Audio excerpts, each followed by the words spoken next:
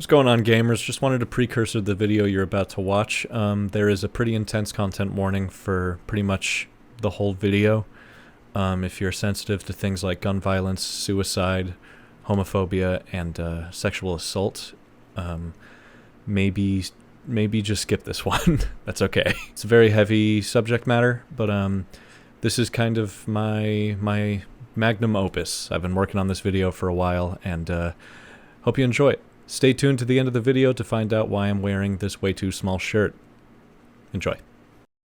On January 1st, 1989, writer Daniel Waters and director Michael Lehman released the film Heathers at the Sundance Film Festival. In very simple terms, Heathers is a satirical take on the John Hughes coming-of-age films of the 80s if they weren't a bunch of bullshit. Why are there 4 Cokes on this table? The film had great critical reception, despite making just over $100,000 in its opening weekend at the box office with a $3 million budget.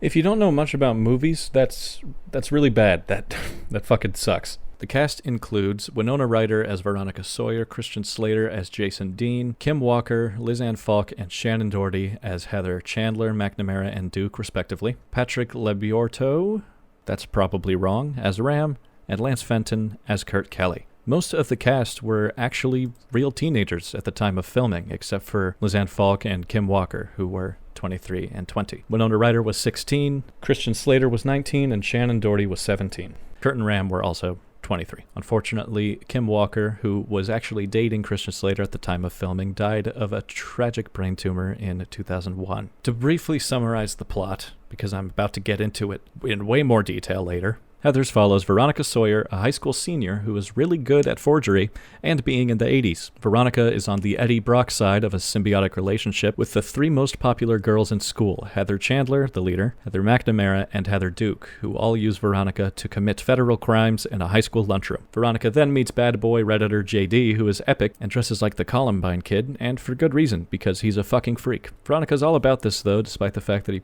breaks into her house twice, and also murders 3 people. To make a long story short, Veronica is manipulated into poisoning Heather Chandler by JD.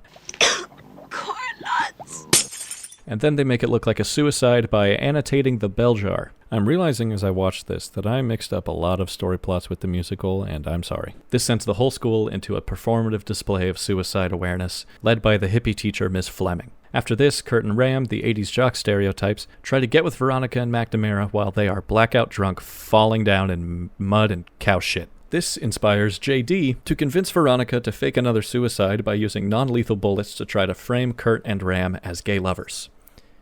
It's the 80s. Turns out JD is still a fucking freak and uses actual real bullets. Veronica kills Ram unknowingly, and JD kills Kurt very much on purpose. This is one of those times where I got it wrong. Veronica shoots Kurt.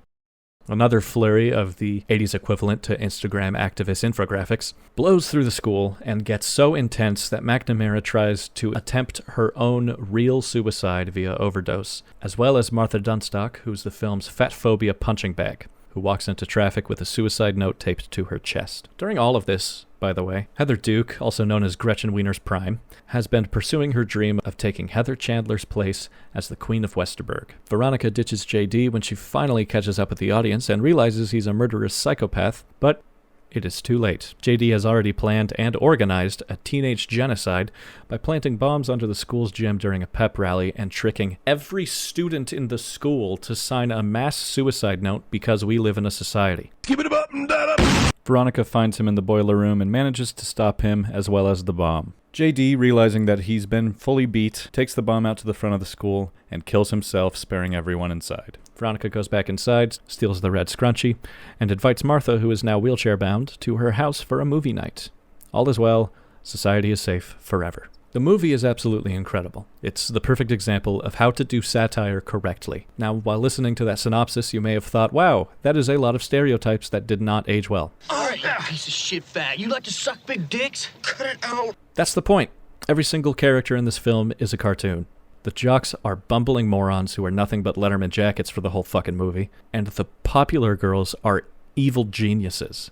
The school shooter guy literally shoots 2 guys in the cafeteria in his first scene. Making these characters so hilariously hyperbolic causes you to suspend your disbelief so far that it came right back up through your ass. That is why the ridiculous funeral scenes and dream sequences are so seamless, you barely even notice how absurd they are. If I showed you this shit without any context at all, you'd shit yourself in confusion.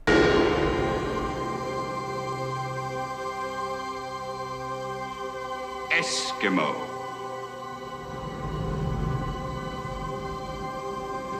Heather Duke underlined a lot of things in this copy of Moby Dick. The movie throws you into the story halfway through. You don't get any explanation. It just assumes that you know exactly what's going on, and it works amazingly. We don't need to know why Veronica's working for the fascist teenagers. It doesn't matter.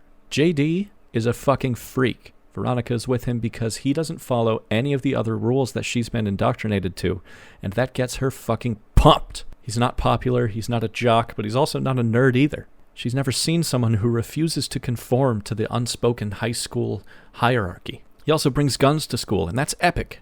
It's not until he starts affecting the people she genuinely cares about, like Heather McNamara and Martha, that she realizes she's being used. JD doesn't love Veronica. He loves what she means for him. Our love is God. Just like how she fell for him, he never met anyone who was on his same page before, and Veronica was just malleable enough to manipulate into thinking JD was doing the right thing. JD figures if the Heathers could manipulate Veronica to their side, then he can do the same. It's also like the screenwriters knew how ridiculous 80s lingo would be looked back upon in the later decades. The characters talk like an AI who read through every 80s movie ever written. You goddamn bitch! You were nothing before you met me. You were playing Barbies with Betty Finn. You were a bluebird. You were a brownie. You were a Girl Scout cookie. I got you into a Remington party. What's my thanks? It's on the hallway carpet. I got paid in puke. Lick it up, baby. Lick it up. What is going on? This just brings the whole over-the-top, cartoonish energy to a whole new level. Until Veronica talks to her parents at the climax. JD is about to blow up the school, and all of Veronica's friends are either dead at her hands or trying to kill themselves because of her actions.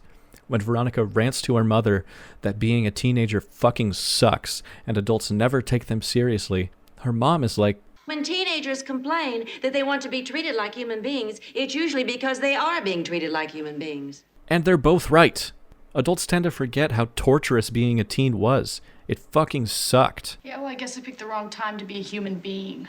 The film also doesn't sugarcoat suicide. It's morbid and it's dark. The film only deals with 2 real suicide attempts while the others are just covers for murders. With Heather McNamara, she's genuinely disturbed by the fact that her fellow classmates killed themselves as far as she knew. And she's grappling with a sort of survivor's guilt. Martha has been mercilessly bullied and mocked for her whole high school career, and possibly even her whole life. Heather Chandler, Kurt, and Ram got a major amount of publicity for their quote-unquote suicides, so in her mind, the only way anyone is going to like her and not treat her as subhuman is by killing herself. It's not funny, and it wasn't supposed to be. This movie deserves far more praise than it ever has gotten, and should be recognized for its honest representation of teenage life in American high schools, especially today. Heathers came out in 1989, for God's sakes. The amount of parallels between 80s high school caricatures depicted in the film and current-day high school campuses is alarming. Rampant homophobia, sexual assault, suicide, gun violence, everything I just listed was something I either heard about from a nearby campus or happened on my own while I was still in high school. Heathers is the coming-of-age film everyone needed, and it's a crime that it didn't get more attention. Now, if you read the title, you know that the movie Heathers is not the real reason that I made this video. I am a theater kid. I am proud to admit that. Not proud, but I will admit that. And I really, really like Heathers the musical. After gaining a huge cult following in the mid-2000s, Heathers was adapted as a musical which premiered in September of 2013 and ran for about a year. Since then, it's become a staple in the community theater scene, and every band kid loves that shit. There are a number of differences in the musical, and a few of those differences will contradict some points I made about the movie, but stay with me. First and foremost, the musical starts with the Veronica origin story, which completely goes against everything I said about starting in the middle for the movie. However, I do not mind the change, because it's a musical. It also adds this story beat by canceling out another, which I'll get back to in a bit. So we open with the song Beautiful. in which Veronica is lamenting about how much high school sucks. But regardless, she is holding out hope that the future can be beautiful. Just not today. Great message right off the bat. We are then introduced to pretty much every main character that isn't JD. They're all basically the same as the movie, except there is one major change. Martha Dunstock. In the film, it is explained that Veronica had a falling out with her friend from elementary school, Betty Finn. This is literally only talked about in the cafeteria scene, and we basically never hear from Betty ever again. In the musical, they removed Betty and gave Martha Betty's character arc. Not only does this give the plot some room to explain how Veronica got into the Heathers group, but it also gives Martha so much more depth and makes her connection with Veronica that much more personal when Martha eventually attempts to take her own life. It's a great change, and I honestly think it improves the story greatly. After the opening number, Veronica is coerced into giving Martha a fake party invite, which she has forged Ram's signature onto. They make Ram give it to Martha because he's a slave to the coochie, and all the while singing what is arguably the most popular song from the show, Candy Store. This song fucks. Honestly, no notes. Absolute banger. Next up, we are introduced to JD, who, instead of shooting Ram and Kurt point blank, just fights them. Good change, I think. Always good to remove the school shooter parallel, especially considering this movie had the context of Columbine behind it. After that, Veronica and JD rendezvous in a 7-Eleven, and he sings a song about slushies. Now, I know that sounds like a cringe moment, but it actually works. We learn a bit about how his mother died in maybe the funniest way possible. Your mom never you eat all that crap. Not anymore. When mom was alive, we lived halfway normal. And we also know that he uses Slurpees to get a rush rather than any drugs or anything. What a straight-edge incel god. Anyways, now we move on to the most epic song ever written in a musical, Big Fun. The song is a reference to a joke in the movie, wherein a local band in Westerberg called Big Fun writes a song called Teenage Suicide, Don't Do It, which is basically the blueprint for both that shitty Logic song and this TikTok. You're suicidal, you're suicidal, you're suicidal, why? The writers made a great choice by not including that song because 1, it's not really necessary, and 2, the title makes for a great hook. Anyways, at the end of the song, the Heathers plan to pull an epic prank on Martha by taping her name to a pig, but Veronica throws it in the pool. Heather Chandler then tells Veronica that her popularity at Westerberg is done, and she will be socially dead by the morning. In her final hours, Veronica decides she wants to fuck JD, breaking in through his window. In the movie, JD is the one who breaks in, but I like this change because it gives Veronica another level of confidence, which gives her a +5 on attack rolls. In the morning, JD and Veronica plan to get back at Heather by giving her a gross hangover cure, and just like in the movie, Heather Chandler fucking dies. Everything is basically the same through here. They frame it as a suicide, and go to school where everyone is mourning in the loudest way imaginable. Here's where the musical gets another point against the movie.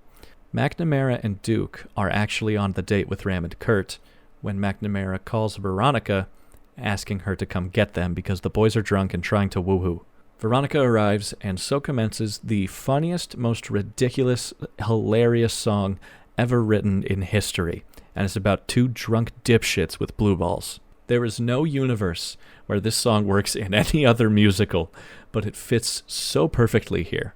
Veronica leaves Kurt and Ram rolling around in their own vomit and discharge, and then in the morning is met with the rumor that she had a threesome with both morons.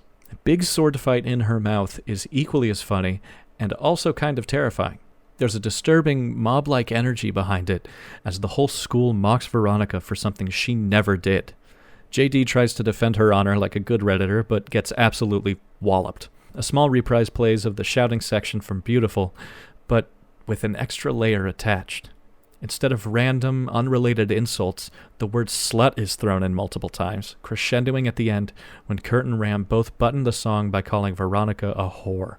It's so chilling and makes you feel so angry and hurt and just, oh my god, it makes you hate these 2 fucks. And don't forget, she didn't even do anything to them. It's such a tragically accurate representation of the rumors and rivalry that is found so often in high schools. JD comforts Veronica, and they do the fake bullets plan just like the movie while they sing Our Love is God, which is a beautiful metaphor for how JD really feels about Veronica. Not that their love is actually God, but that their love in his eyes makes him God. Without her, he he would never be able to finish his main plan, killing everyone in the school. Anyways, the same thing happens here. Veronica unknowingly kills Ram, and JD chases down Kurt and fucking no-scopes him, while Kurt is so deeply and hilariously confused. Veronica is terrified, but JD reassures her that they are unstoppable together. Their love is God. Act 2 opens with what is the most important song in the whole show. Veronica stands alone at Kurt and Ram's funeral, and she recaps the first act briefly, but then the 17 melody plays, and Veronica says this.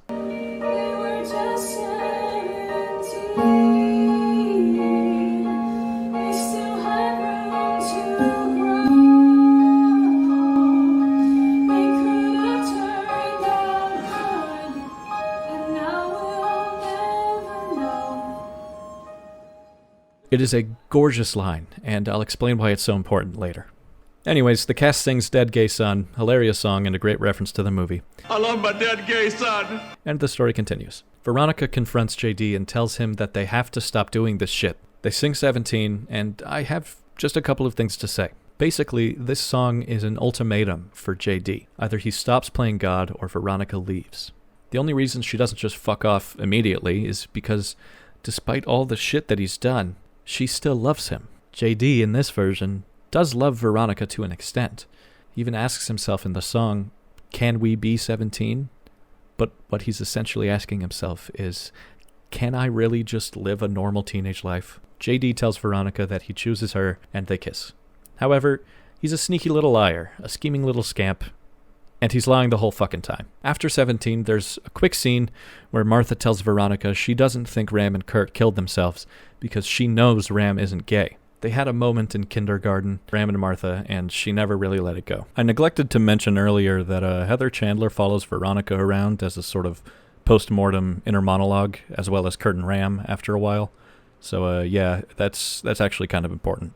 When Martha cites Ram's party invite as proof, Veronica, knowing that if Martha tells enough people Ram didn't really commit suicide, her and JD are fucked, admits to Martha that she wrote the note, and Ram never really cared about her. Martha is heartbroken.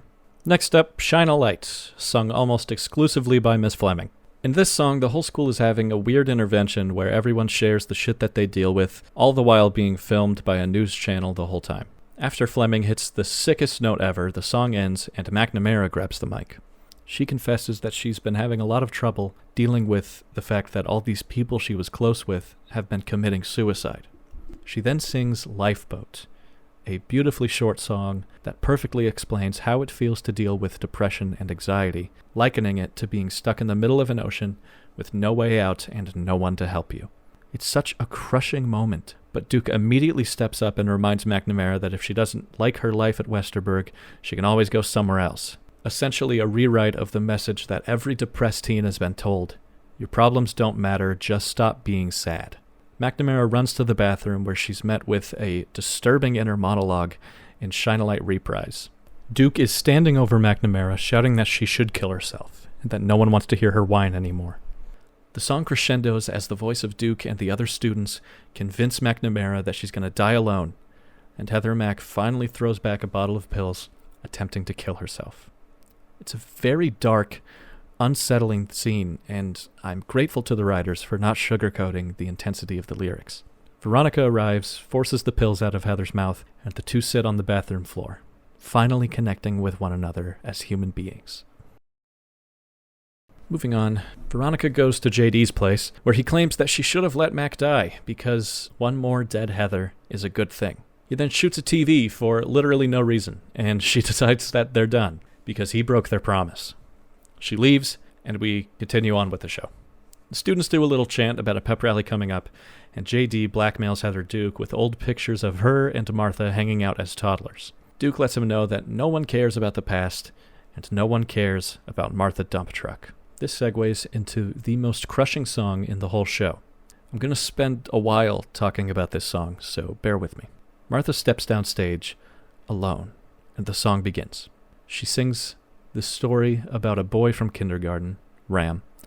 The verse is written pretty comedically, as she talks about sharing a nap time mat and keeping his scab in a locket. Each verse ends with this haunting little melody sung on an ooh.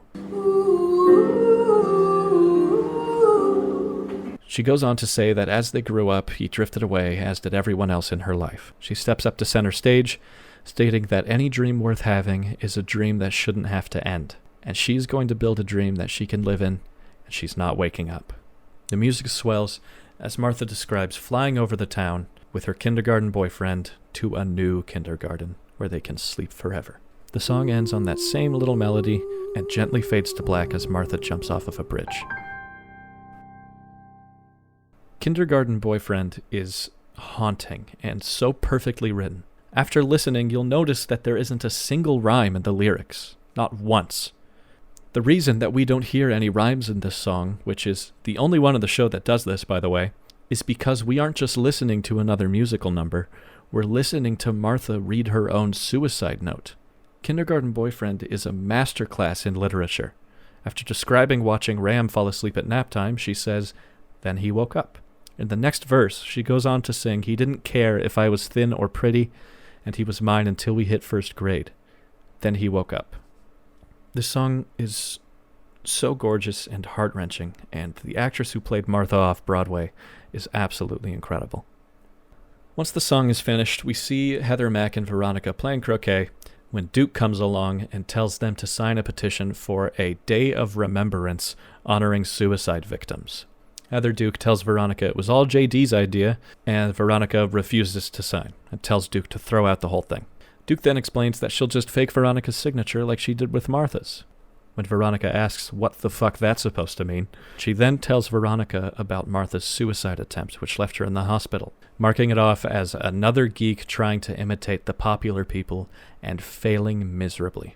Veronica is then instantly haunted by Heather Chandler, Ram, and Kurt, who all tell her that she's truly become a Heather, and Martha's attempt at her own life was her fault.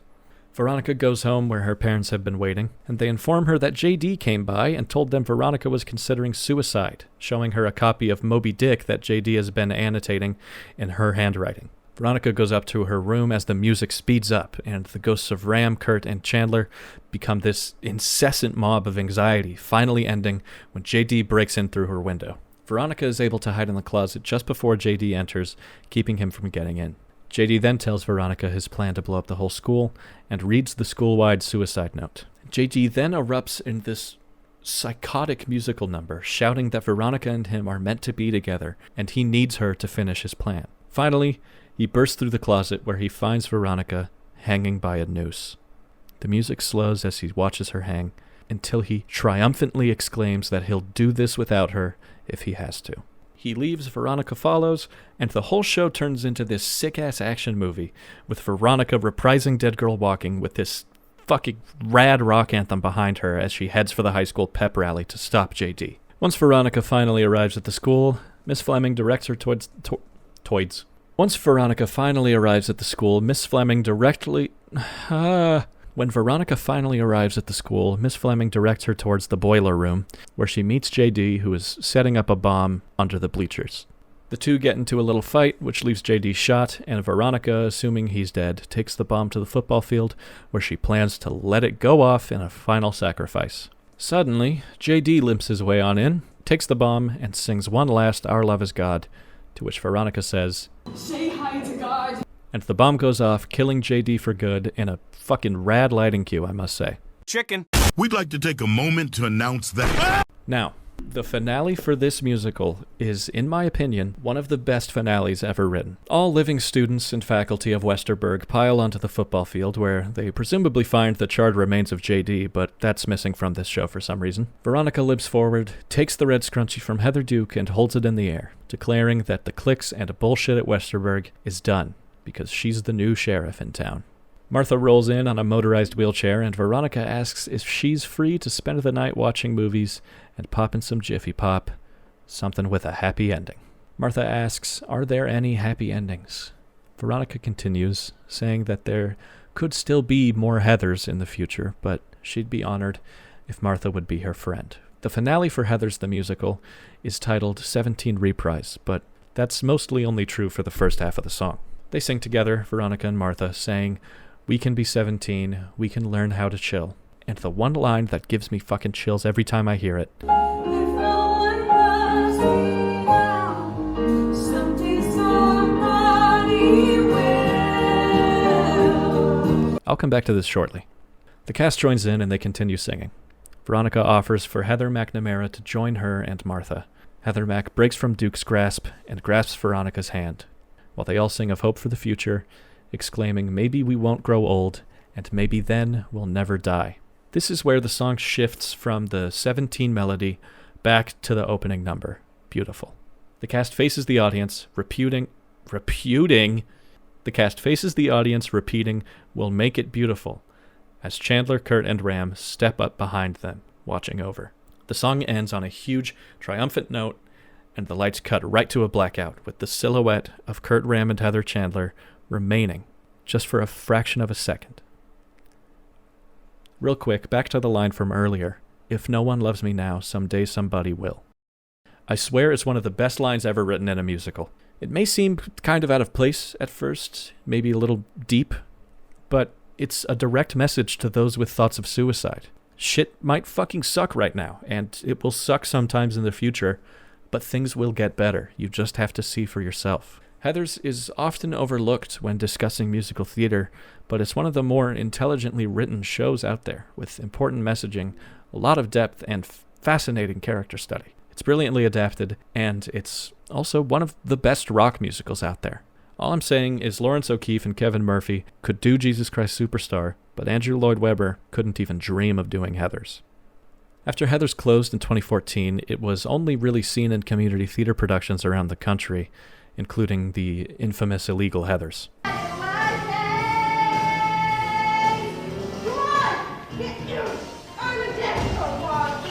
In 2018, West End, essentially the Broadway of London, revived the show, making a number of rewrites, including 3 whole new songs, removing 1 from the original off-Broadway production. I just want to talk about the changes in the West End version briefly, because I have some strong feelings about it. When I first heard of the West End production of Heathers, I was told 2 things. I was informed that they removed Blue and added a song for Veronica.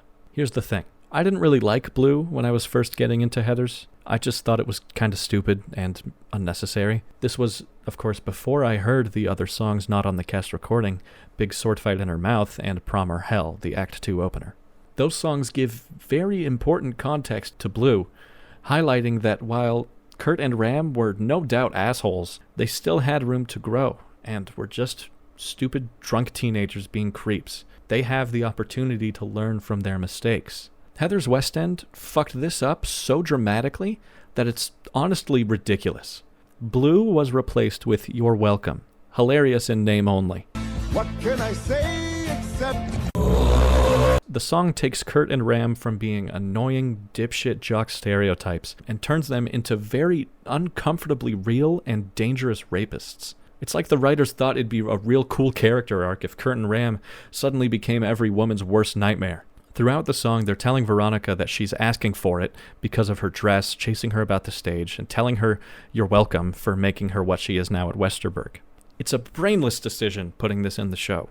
First of all, you now make it completely justifiable for JD to shoot these freaks, and now you also have to remove Big Sword Fight in Her Mouth, which is not only a sort of reprise/sequel to Blue, but JD's original reason for murdering the jocks.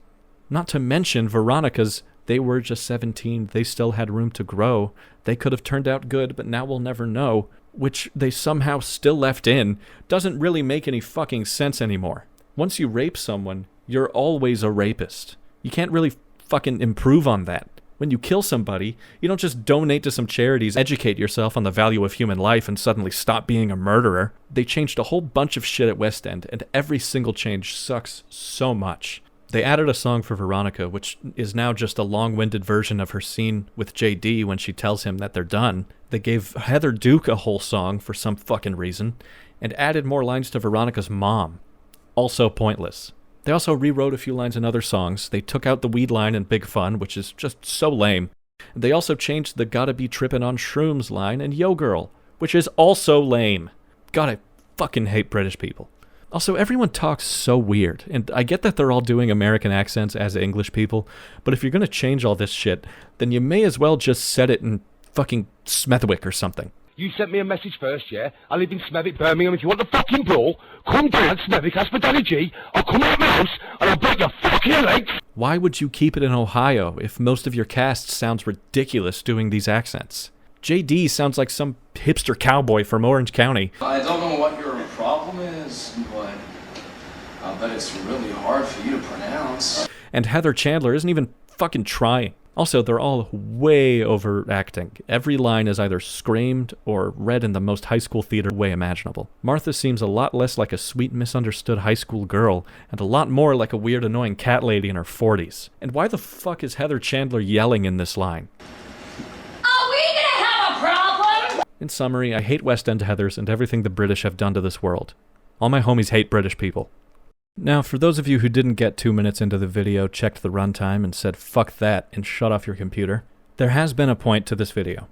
Heathers is in this strange category of musical theater that I like to call the band kid category. Shows like Be More Chill, Mean Girls, and other musicals that are easy for Tumblr kids to enjoy would be found in the same category. Basically, if you search the name of a show followed by animatic on YouTube and more than 10,000 results appear, it's a band kid musical. This could be because of the high school setting, the subject matter, or the rock music in Heathers, but for some reason, it's just had this sort of Undertale effect lately. There's way too many high school kids obsessing over the show, and it's making everyone think it sucks. But what everyone is missing, though, is that Heathers is one of the most intellectually written musicals out there. It's passionate, funny as hell, dark, and most of all, it's very important. The moral of Heathers the Musical, if you somehow didn't pick up on it, is that your problems are important, no matter how many people tell you they aren't. And no matter the bullshit that you deal with in your life, you can still make the decision to do better, and to be better, and to feel better about it. There are other messages in this show, but that's the big one. Another one would be, no matter how fucked up your situation might be, it doesn't give you the right to make other people miserable. Heathers is a beautiful production with incredible literary storytelling, fantastic music, and deeply intelligent characters. I believe it deserves to be in the discussion when considering the best musicals of all time. And I'm not memeing, I'm serious. I won't link any bootlegs, mostly because I don't want them to be taken down, but I would highly suggest that you take a look at it if you haven't seen the musical, or if you have seen the musical, watch the movie, because one cannot exist without the other. Just don't watch West End, it's garbage. I can't really think of any philosophical or interesting conclusion to this video essay, so just fucking, I don't know. Here's me in person again. Thanks for watching, guys. I hope you enjoyed the video. I promised that I would tell you guys why I'm wearing this very small shirt, and that's because I actually played Ram a few years ago in a community theater production of Heathers, and this was the shirt that I wore when I was shot. Cool stuff. Anyways, again, I hope you guys liked it. Feel free to subscribe and like the video if you enjoyed it. I'm going to be uploading some more of this kind of commentary content because I feel like I enjoyed doing this. I had a really good time editing the video, and I think it turned out pretty much exactly how I was hoping it would. So thanks, guys. See you later.